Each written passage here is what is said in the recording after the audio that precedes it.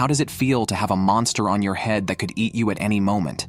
Just now, a group of humans with jars on their heads fell from the sky, including the unlucky Leo. Fortunately, Zap saved him in time. Zap found the jar on Leo's head amusing. The little guy inside was quite cute. The others were lucky too. They survived the fall, but the little guy inside the jar escaped. Unsurprisingly, this was the work of the king of depravity, who loves causing trouble. Out of boredom, he created thousands of devouring beasts. These beasts are extremely ferocious and can only live for 6 hours, but they can reproduce infinitely during that time. The sheer number of beasts soon overwhelmed Zap and Leo. Luckily, the big shots from the Libra organization arrived in full force. It was time to show their true skills. Zap frantically fixed the leaks in the jars, while Klaus mocked their repetitive skill names. Then, Chain brought bad news. Several giant devouring beasts were charging their way.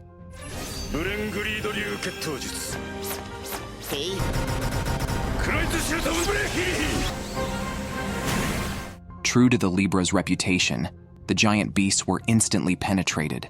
The minions were left speechless by the shock. The remaining devouring beasts were terrified. Regardless, the storm had passed. This is New York, a city of chaos and wonders. You might be bombed by monsters on your way to work, abducted by UFOs, or even crushed by a giant monster while watching a movie. However, for Leo, who is used to all this, these problems are less troubling than his empty wallet. But everything is worth it if he gets the new game, Blood Blockade Battlefront. He thought he could relax for a while until Zap called. Leo opened the window, and there was Zap, riding a motorcycle with Zed, tossing a box for Leo to deliver to the city council. When Leo opened the box, he was shocked to find the head of the current president inside. The head of the president was actually stolen. Klaus is certain this was the work of Dürer, the headless duke from another realm, whose biggest hobby is collecting the heads of celebrities. Now, he has taken the president's head, risking a war between humans and otherworldly beings. With this, the task of maintaining world peace falls on Libra.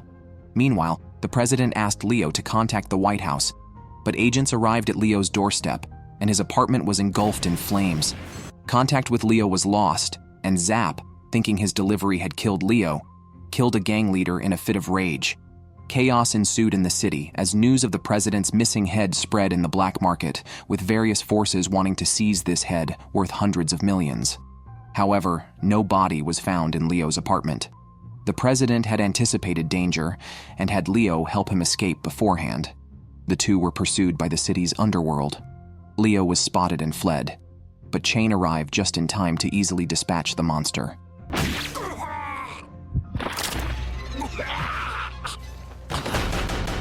Leo had just met with Libra when he was sniped at, and had to continue his escape with another. But before they could get far, a purple monster appeared. At that moment, KK arrived on an armed motorcycle. The motorcycle transformed into combat mode, and after a series of explosions, the monster was reduced to ashes. This is the largest gang in New York, the Grim Reapers. They surrounded Leo just to snatch the president's head he was holding. Unfortunately for them, greater numbers don't always mean greater strength. Patrick and Naka, driving an armed jeep, easily scattered the disorganized mob. Throughout these dangers, Leo's friends helped him turn peril into safety, leaving even the president to marvel at Leo's popularity. The president, having not had friends in high positions for a long time, only faced endless troubles both internally and externally. As they spoke, the city hall appeared before them. Suddenly, Ham rushed out from the left as tanks hidden around them opened fire on Ham and Leo. After a burst of flames, Ham remarked on his timely arrival. But where was Leo? Ham had thrown Leo dozens of miles away. Looking up, Leo was so shocked that even the Eye of God was activated. Back to square one, Leo wanted to give up, but the president, angry, insisted on keeping faith as long as there was a sliver of chance. Thus, Leo charged towards the city hall under tank fire, activated the Eye of God, and controlled the vision of all enemies, successfully delivering the president to the city hall. However, Leo was stunned by the scene before him. Klaus and Steven subdued by a mysterious monster and the secretary pointing a gun at Leo. It turned out the secretary and the headless Duke Durer had conspired to steal the president's head and instigate a war. What shocked Leo wasn't the secretary's betrayal, but that Klaus and Steven had not resisted.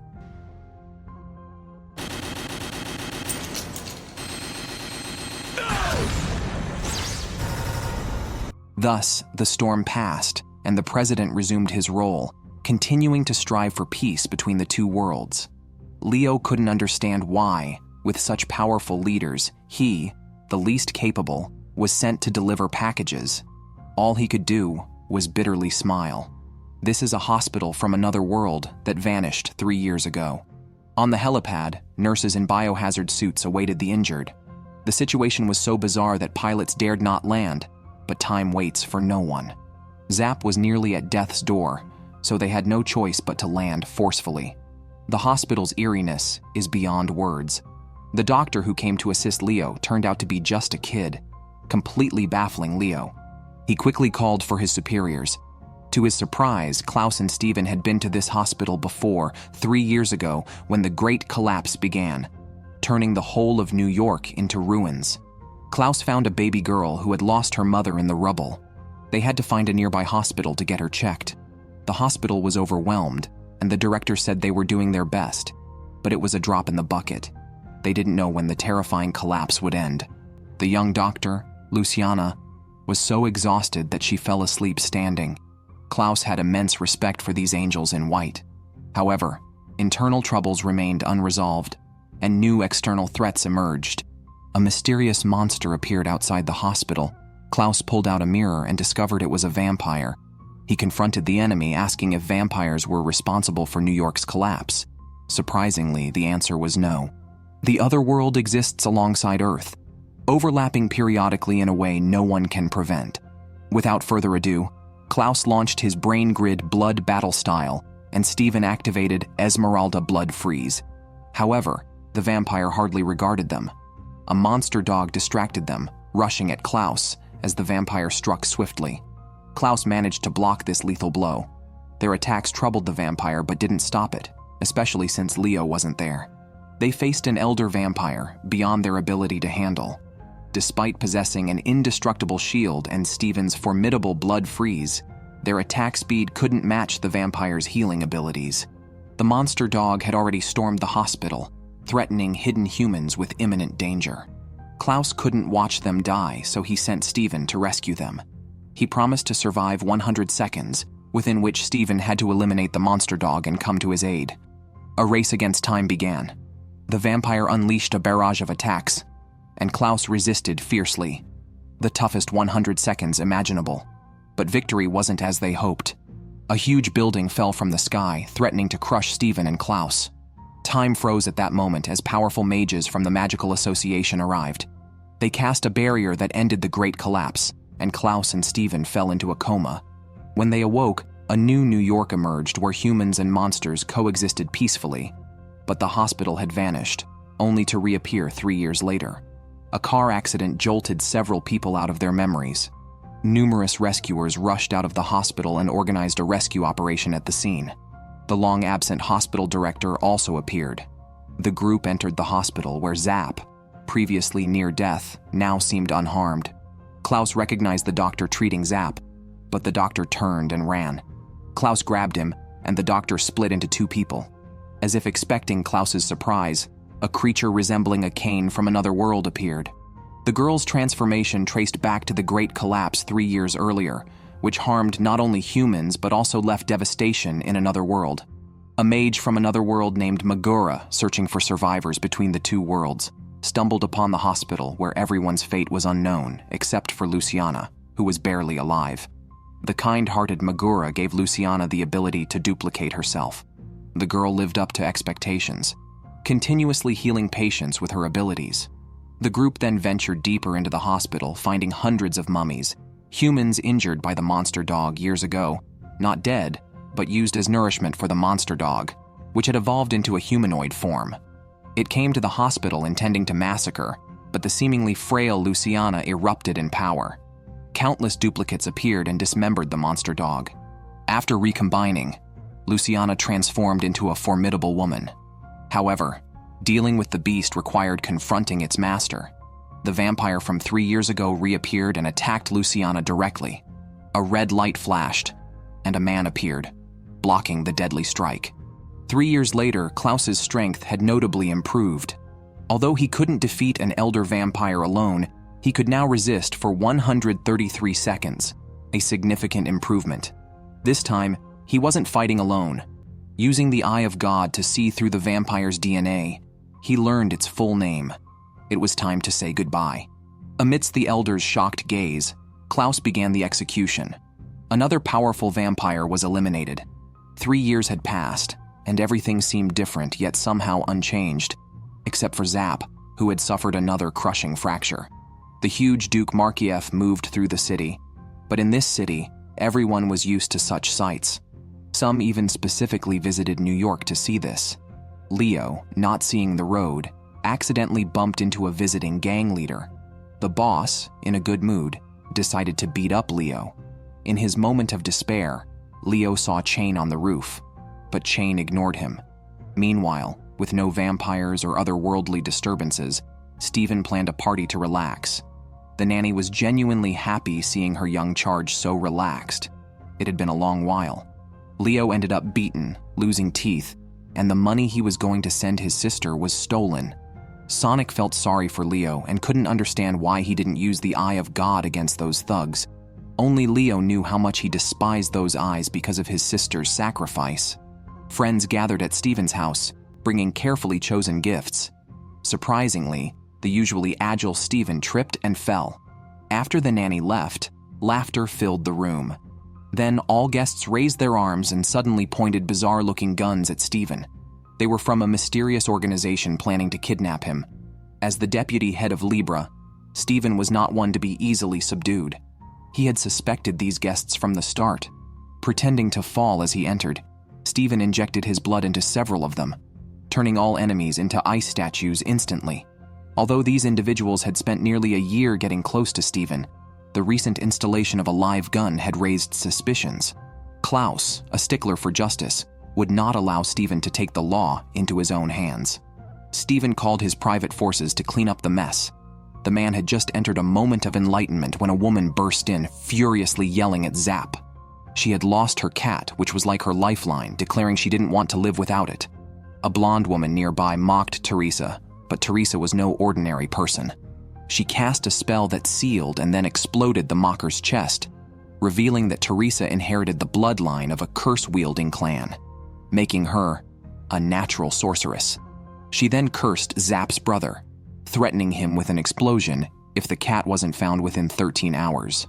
Meanwhile, Leo went to Patrick to borrow a weapon. Patrick proudly introduced a devastating gun, but Leo just took a baton and left.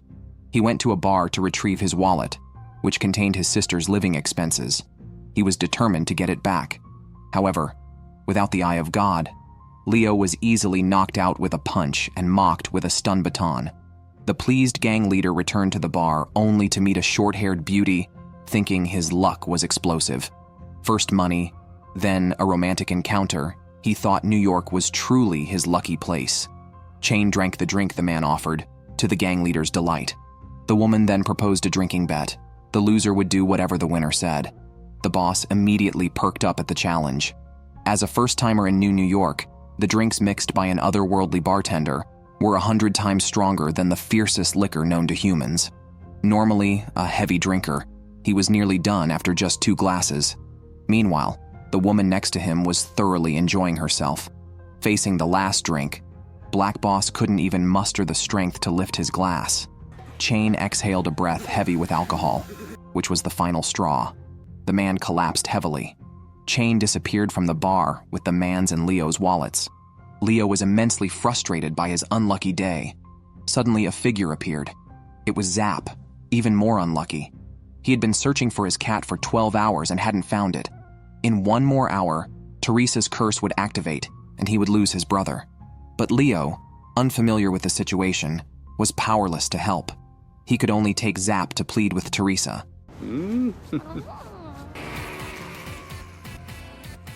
the completely sealed-off general's mansion, a pair of glasses suddenly shattered, prompting the general to flee in panic. Unexpectedly, several women appeared out of nowhere and opened fire fiercely on him, led by Chain. These women were members of the intelligence department of Libra, known as the Werewolf Bureau. The deputy director was particularly frustrated with these women. Despite firing 93 bullets, not one hit the general. These women were focused on gathering intelligence and had no interest in assassination, even supported by their easygoing director. After a busy day, the werewolves each went their own way, but a new member caught up with Chain to ask how to find their own butterfly. Werewolves possess invisible abilities, allowing them to alter the rules of the world on a small scale and make themselves disappear. However, these abilities are limited, and overuse can lead to permanent disappearance. The butterfly is the only way to prevent this dispersal. Each werewolf's butterfly is different, but represents what they cherish most.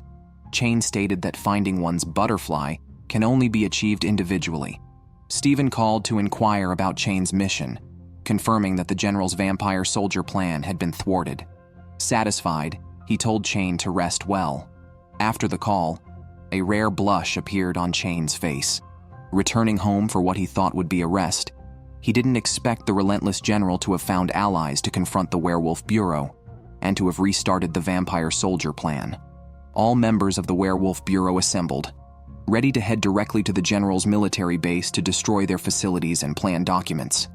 As if aware of a leak, the general launched a missile to New York, loaded with a vampire virus. With their invisible abilities, the werewolves easily infiltrated the base. Neither the steel-reinforced concrete that could withstand nuclear weapons, nor the lasers that could penetrate anything, could stop the women. Soon, important facilities at the base were alarming, causing the general great anxiety. Klaus was also nervous. He received intelligence that a Werewolf Bureau defector named Beirut had just made a deal with the King of Hypersensitivity, one of the 13 rulers of another realm, who possesses the strongest sensory abilities. If Beirut acquired his powers, she could pose a threat to the invisible werewolves. A sinister hand reached into a woman's chest, tightly gripping her heart. This monster, capable of capturing invisible werewolves, was the Werewolf Bureau defector, Beirut. Although werewolves can make themselves intangible, dividing endlessly does not equate to zero. Beirut made a deal with the King of Hypersensitivity to gain infinitely amplified sensory capabilities, perfectly countering the werewolves.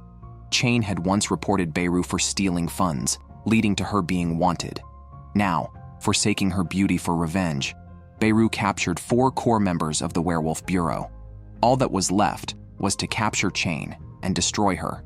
Despite her powerful senses, Beirut still couldn't detect Chain, indicating how extensively she had diluted her own presence. Beirut exerted her senses to their limits but still couldn't find Chain. Frustrated and enraged, she unleashed her sensory powers fully. Sounds that no one else could hear thundered in Beirut's mind, marking the ultimate showdown between absolute dilution and absolute perception. However, the result was overwhelmingly in Chain's favor. Pushed to madness, Beirut forced Chain to keep diluting her presence, approaching near non-existence. Just when Chain was on the brink of disappearing completely, Beirut finally spotted her but only grabbed a pistol. In a moment of carelessness, Beirut accidentally shot herself.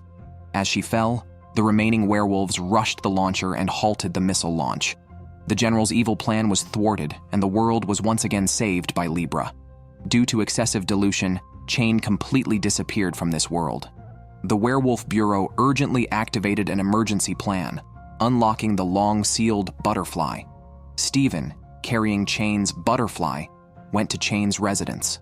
Arriving at Chain's door, guided by a bunch of fools behind him, Stephen suddenly opened the door to find Chain, holding garbage and looking terrified, clearly not wanting Stephen to see her messy room. Finally, Chain exploded. New York City is very dangerous. Simply chatting with friends can result in being shattered into fractures by monsters. Although there's no risk to life, people frequently suffer fractures, making it impossible to work as a butler. The head maid of the Reinhardt's family called the old butler, telling him to take a break. She would send a young butler to replace him. Everyone was curious about this newcomer, but they had to make do.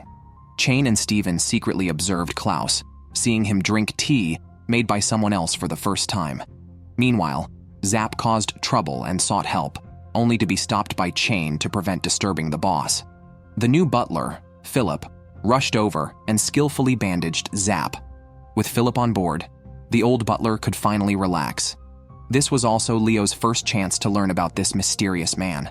However, Philip was not content with just being a butler. His real dream was to become a Libra fighter like the old butler. The old butler did not think Philip was up to the task. Once exposed to Libra's secrets, Philip's brain would become worth billions, making him a target for many. His human abilities were not enough to cope. Feeling dismissed, Philip went to drink alone, not realizing the butler's warning would soon come true. Philip walked into an enemy trap, ready to have his brain removed. Soon after, Philip returned to Libra headquarters and went to the computer at the Libra command center. Just then, the old butler appeared behind Philip and communicated with him by tapping on his body. Following the old butler's instructions, Philip lifted his left eyelid, revealing an empty eye socket. The old butler realized Philip's brain had been stolen, and the enemy planned to use Philip to extract Libra's secrets. The old butler countered by sending false information to the enemy via the computer, then took advantage of the enemy's overconfidence to knock Philip out. He asked Leo to use the Eye of God to locate Philip's brain. Once all clues were clear, the old butler stopped Klaus, who was preparing for a rescue. Regardless, he still wanted to give the young butler a chance. If the master had to rescue him, it might completely diminish the young man's passion for the butler profession. The old butler decided to handle the rest himself. Using Leo's Eye of God, the old butler established contact with the enemies and warned them to surrender quickly or face death, but the monsters didn't care. As the car approached the enemy's stronghold, the old butler activated the car's combat mode. The enemy was fully armed and waiting. The armored vehicle broke through the gates, and the auxiliary aiming system was activated, instantly locking onto all enemies. After a wild burst of gunfire, the vehicle sliced through the enemies like a meat grinder. Leo located Philip's brain, but it was snatched away by a mysterious enemy. After clearing the minor foes with a cannon, the old butler pursued the mysterious figure, who was not easily provoked, and launched several missiles at the old butler. Calmly, the old butler hit the eject button, and the car soared into the air, transforming into an aircraft and releasing flares, causing all missiles to lose their targets. Seeing this, the mysterious enemy drew dual blades and knocked down containers to block the pursuit. The old butler then activated the vehicle's ultimate form. As the butler closed in, the mysterious enemy descended from above and unleashed a devastating strike, seemingly cutting the old butler in half. It appeared the battle was decided, but unexpectedly, fresh flesh grew from the old butler's body. With the launch of a mortar, the mysterious person turned into ash smoke. Philip's brain was returned to Zap's hands. After the ordeal, Philip finally understood the dangers of joining Libra and regretted his previous actions. However, the old butler felt he was qualified to join Libra. The legendary all-seeing eyes of the gods. Can they be removed through medical means? Leo doesn't know. However, having Zap as a disastrous friend is truly awful. Despite being surrounded by formidable enemies underground, Zap kicked Leo out to serve as a human bomb. Leo woke up in the Fantasy Realm hospital, with Dr. Luciana appearing to help him recall his memories prior to the concussion, which frustrated him greatly. Nevertheless, since he was already there, Leo decided to ask the doctor if there was a way to treat his sister's leg. Dr. Luciana searched for a long time using her clones, but found no solution. If his sister's leg was this troublesome, his own eyes were even more hopeless. To Luciana's excitement, seeing the Eye of God invigorated her, as it was the first time she saw such a divine object.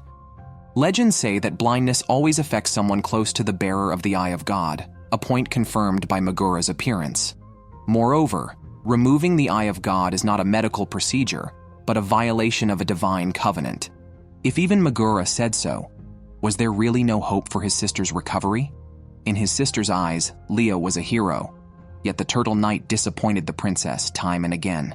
Back at Libra headquarters, Leo met that magnificent man again, and remembered what Klaus had said during their first meeting.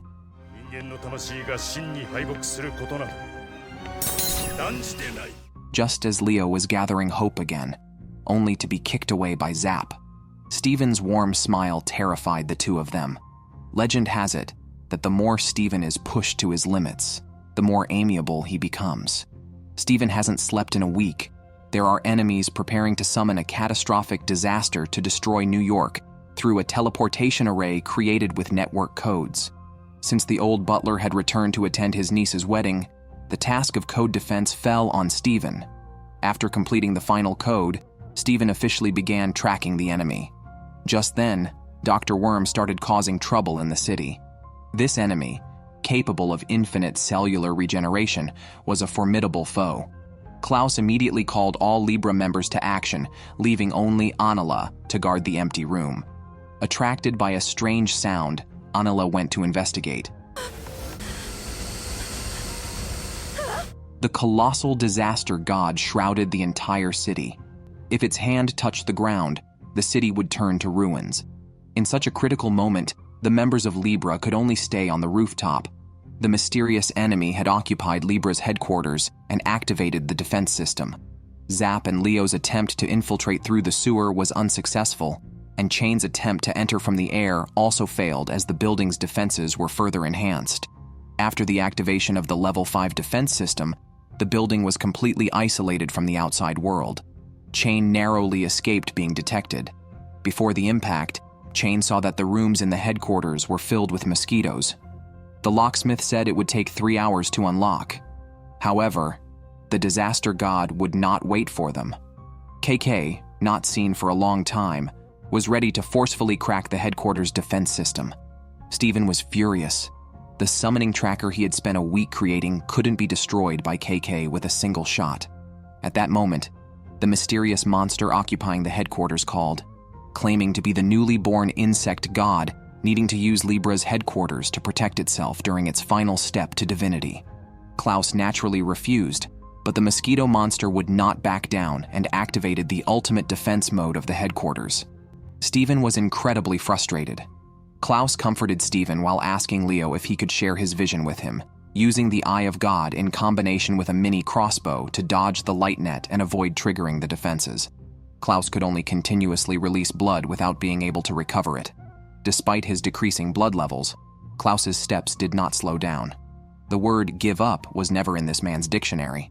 KK began the attack as planned. The mosquito monster was slow to react. By the time it did, Klaus, carrying Leo, was already in front of it. Without the Eye of God, the monster couldn't see the light net and directed its mosquito army towards Klaus. The contact between the mosquitoes and the light net caused a violent explosion. The locksmith took the opportunity to open a gap. The rest was up to Klaus.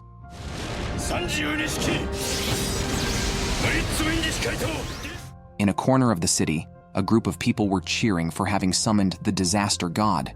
They excitedly counted down, but a shadow unlocked the door.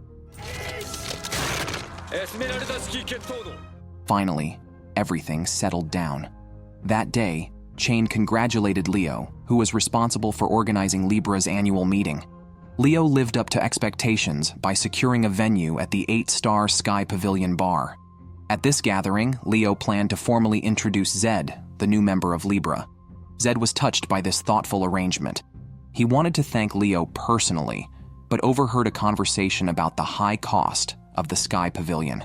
Due to its expense, an additional fee had to be collected from everyone, which Zap, being less affluent, refused. This even brought up the issue of Zed, who seldom went on missions, possibly paying more. Zed understood he was different from other Libra members. Although he was a fishman and couldn't move freely, he didn't want to reap benefits without contributing. Thus, he resolved to find a job. However, without work experience or a visa, Zed faced repeated rejections. Heartbroken, Zed got drunk at the bar. On his way home, he brushed past arms dealer Mira, who mistook his oxygen bag for a high-end sound system she wanted. She immediately sent her men to steal Jack's respirator. Drunk and defenseless, Zed was overpowered and his respirator was taken.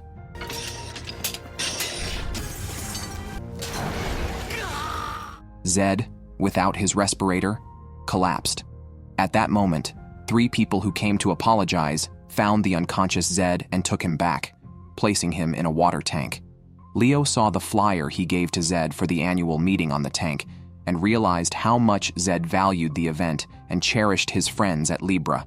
Determined to help, Leo decided to retrieve Zed's respirator, ensuring he could attend the meeting.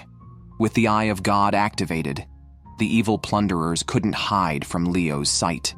As everyone was preparing to help Zed retrieve his respirator, a riot broke out in the city. Klaus led a team to handle it, leaving the task of retrieving the respirator to the unreliable Zap. It's hard to imagine anyone driving Zap as crazy as a woman, yet it's not exactly a person. Zed, a monster born from the evil Count's mermaid hybrid experiments, shouldn't exist in this world. From birth, he could only hide in a bathtub, enduring loneliness, until he met his master, Blood Battle God. He thought Zed had no reason to live, but sensing the child's pure heart, Blood Battle, God gave him a choice, to die or to live in solitude as an outcast. The merciful God allowed Zed to step out of the jar and see the beauty of the world for the first time. And now, Zed truly felt the sincerity of friends for the first time. To help Zed recover his respirator, Chain and Leo arrived at Mira's company. They planned to strategize before acting, but Zap, dropping from the sky, strutted into the building. The guards prepared to teach this arrogant fool a lesson, unaware they were facing the war god Zap. Alone, Zap held off all the guards while Chain sneaked in to retrieve the respirator. Mira was furious at Chain's intrusion, directing the defense system at him. Chain activated invisibility, teleported behind Mira, and seized her heart. Even though Mira was a wealthy businesswoman, she was nothing more than an ant in front of Libra, unless she was a god. They successfully retrieved the respirator, exhausted to the brink of death. Just then, a heavy mech burst out of the building. The drained trio had no strength left to fight, but at that critical moment, a red light flashed, followed by a blinding glare, and the mech shattered into pieces, all done by Zed without his respirator. This was the first spell Blood Battle God taught Zed, which changed his life. Of course, he couldn't escape the teasing from his mischievous friends. Thus, the largest annual and welcome party in Libra's history was successfully held. Zed also found a job distributing flyers using his abilities. With his adorable friends at Libra, even though he chose to stay in this world, he would never have to endure loneliness again. Having a wallet cleaner than your face and still getting robbed is simply outrageous. However, Luba doesn't care about your situation. No money means a beating. Leo had faced tough opponents like Luba before, but never a cowardly friend like Mile. None in the big family of Libra were like him. Mile ran away, leaving Leo to take the beating alone.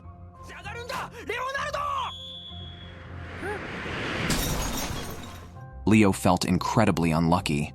Just then, a mechanical sphere rolled next to Leo, began scanning him, and informed him that it had caused him no harm. The sphere introduced itself as a mechanical doctor. Using his Eye of God, Leo saw that it was merely a flea, not a doctor.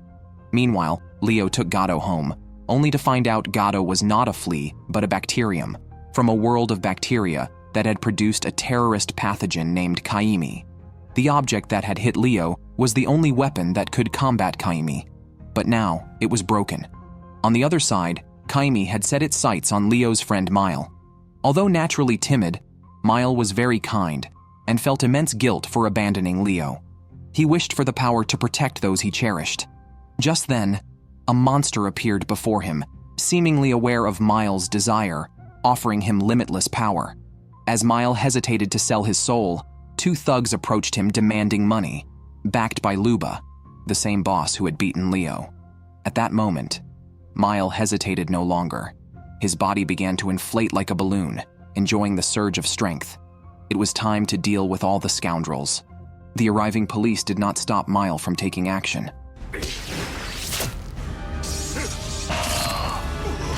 On the other side, after relentless efforts, Gato repaired the ultimate weapon. Now, it was time for him and Leo to save the world with their own strength. What is the purpose of the Eye of God? It's for helping the landlord find his cat. Finding the cat could even save a month's rent. Leo and Sonic shared their vision, navigating through the maze-like city, and quickly found the cat and returned it to the landlord. However, while Leo was doing good deeds with the Eye of God, Miles' body was still growing. The police seemed like moving punching bags in front of him. One cop Mile knocked away flew towards a moving car, which happened to carry Ham, Klaus, and the prison warden. Klaus, sensing a bad omen, managed to stop the car with his powers and avoided a falling cop. Before they could react, another cop fell towards two innocent children. Ham used his powers to stop the cop. Seeing Mile from a distance, Klaus realized the crisis and quickly called Steven to declare an emergency. At that time, Steven was with Leo and Gatto. Gatto confirmed that Miles' condition was due to the terrorist pathogen, which, by attaching spells to the existing bacteria, caused them to multiply infinitely.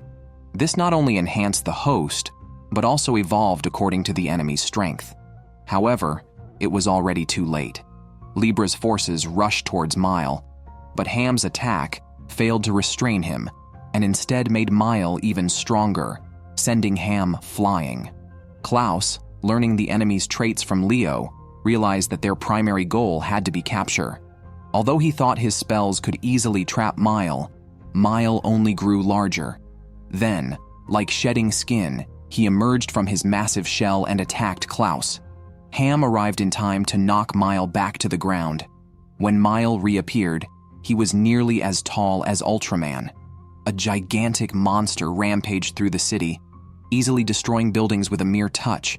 Yet during such a perilous moment, people cheered for him from afar.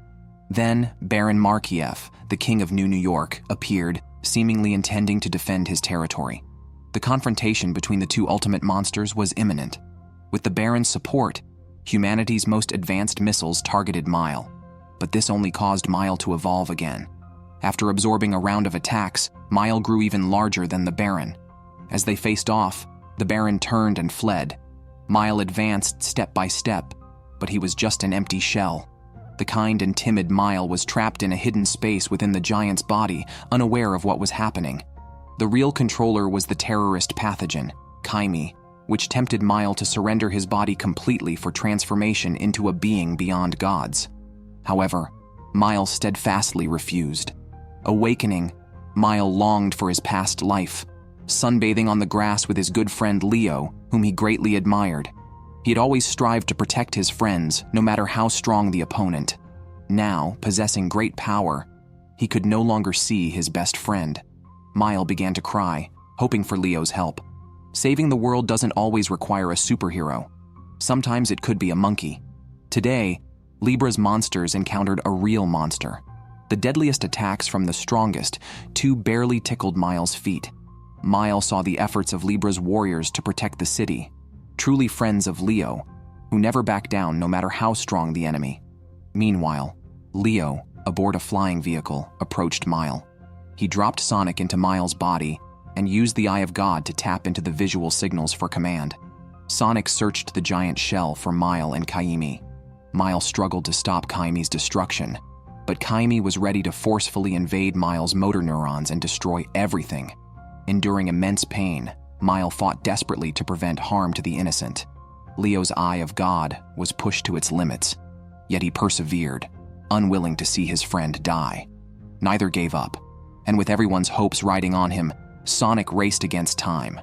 At the crucial moment, Sonic arrived and used a weapon specially made by Gatto to end Gimats. Electricity quickly spread through Miles' neural network, and the giant body eventually shrank, falling into an endless abyss. Sonic escaped at the last moment, becoming a little hero who saved the world. Leaving the bustling headquarters, Leo fell into sadness again, wondering if Mile was being bullied in another world. At that moment, Leo even felt Mile calling out to him. This mom is incredible.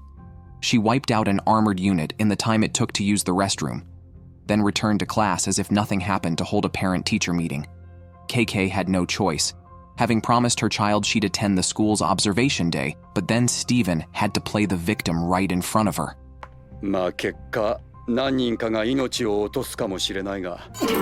The kind-hearted KK chose to take on the mission. Kane, knowing his mom couldn't make it, called her a liar. KK, a strong woman, felt helpless with her child. Not wanting to lose her children's trust, KK bought a remote-operated sniper system from Patrick. This allowed her to manage both family and work, enabling her to participate in the observation day and complete her mission.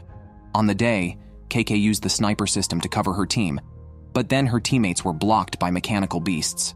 KK, thinking she was done, had to remotely rescue them from the restroom using a portable drone, quickly eliminating the enemy. KK breathed a sigh of relief. Waiting for KK to return, only one man was left in the classroom, telling her the kids had moved to another class. The two, both busy with work but attending the observation day, enjoyed a good chat. Kane, thinking his mom had left, was happy to see KK return but still teased her. KK, far from angry, instead asked about her son's gossip with a female classmate. At that moment, her teammates' calls for help came once again. No one knew how angry KK was. Her hands trembled as she held the controller in the restroom. She showed no mercy to the enemies and quickly neutralized them, nearly hitting a teammate by mistake. The problem was finally resolved. She hoped there would be no more issues this time. What kind of terrifying war machine can catch a missile with one hand? Steven was leading an attack on an evil organization. Everything was going smoothly until the end, when a vampire suddenly appeared and halted their progress. KK, who should have been at the mission site, was instead attending her son's school observation day and could only coordinate with her teammates remotely.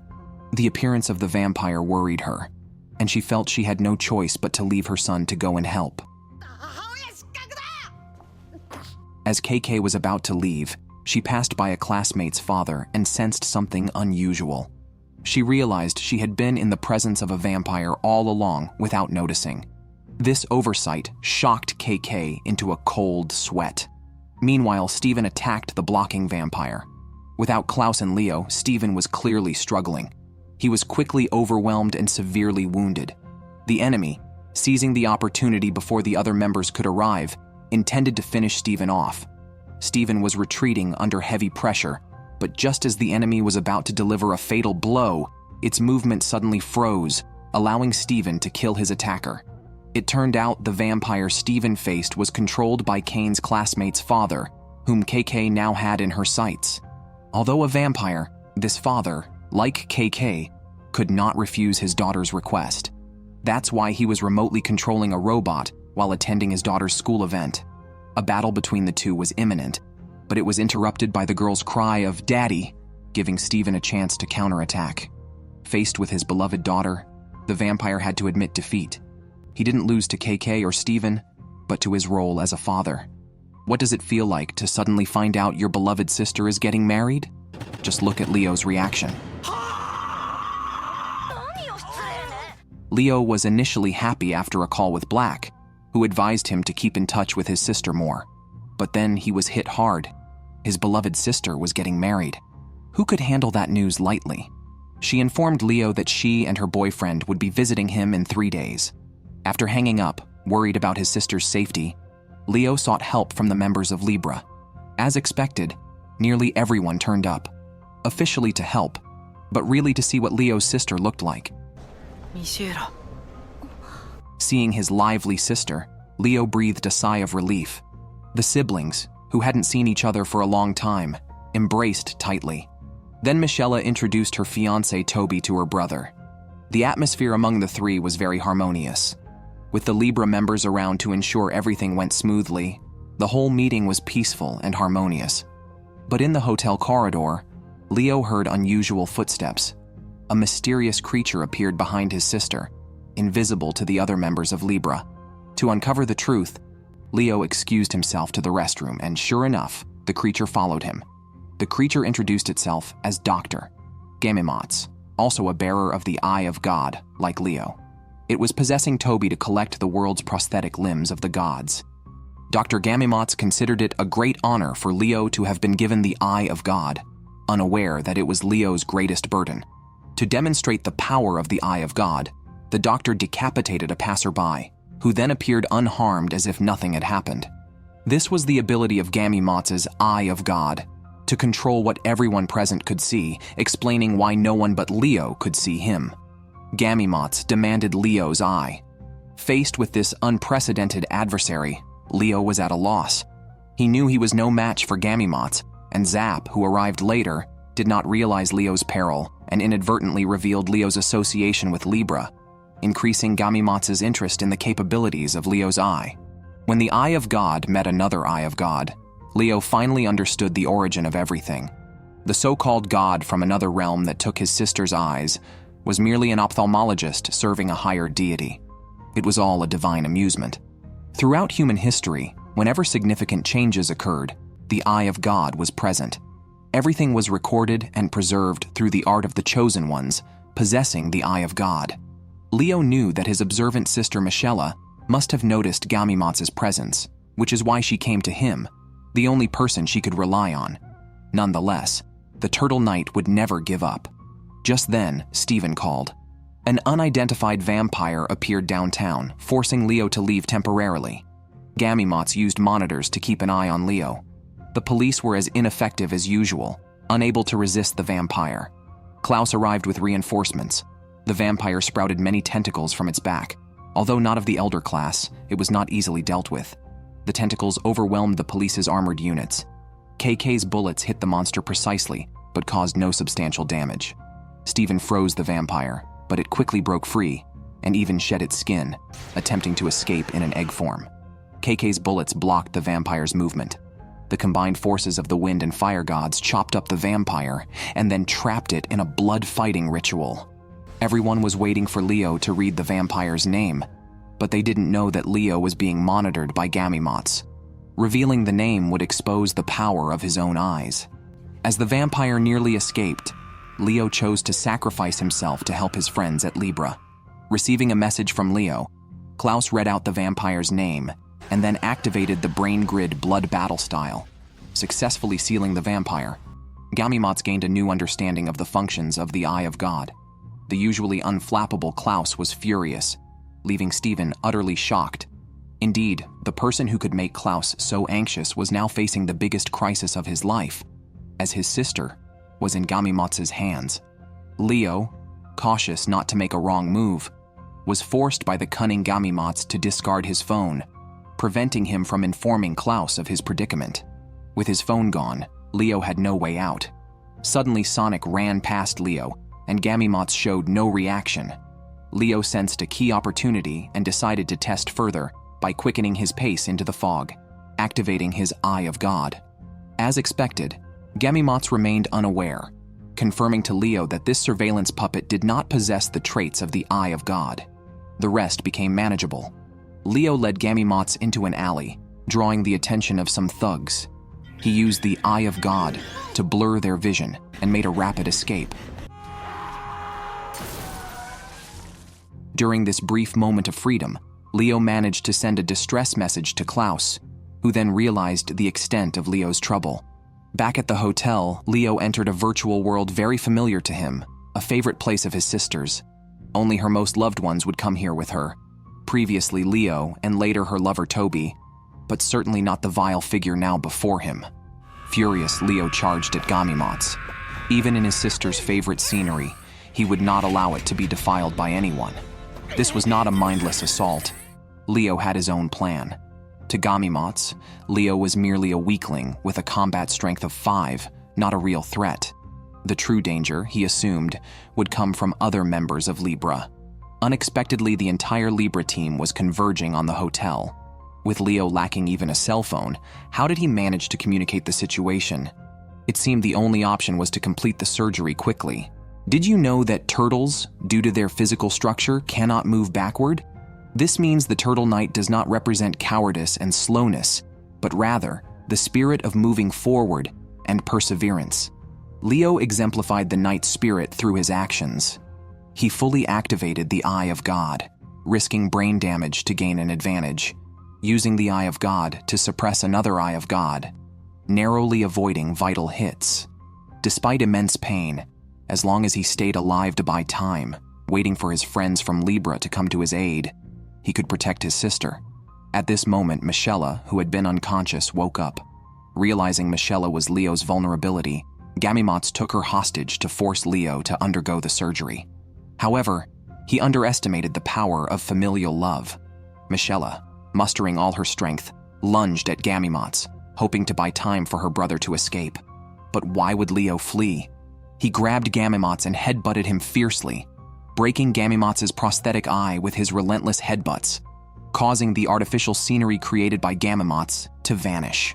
This enraged Gimats. Although Leo reactivated the Eye of God to dodge a fatal injury, he would not allow himself to retreat in front of his sister.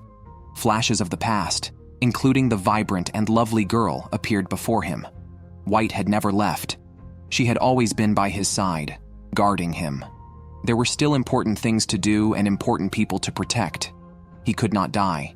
The two most important people in his life told Leo that as long as one never stops pursuing the light, the human soul will never be defeated. Leo advanced despite the blade, striking Gimats and injuring him. Gimats couldn't understand how a human dared to fight against his body made of divine artifacts. At that last moment, a line of bright red blood pulled Leo back. That man had arrived, leading the world's strongest team. After the storm had passed, everyone was safe except for Leo, who was seriously injured and unconscious. Toby regained his freedom. Michella thanked Klaus for looking after her brother, and believed that her brother would become an excellent Libra warrior. When Leo woke from his injuries, he did not see his sister. Instead, Klaus was by his side in the hospital. He remembered their first meeting when he felt he had failed to protect his sister. Now, he had become a qualified warrior. Finally, Leo understood his purpose: to protect.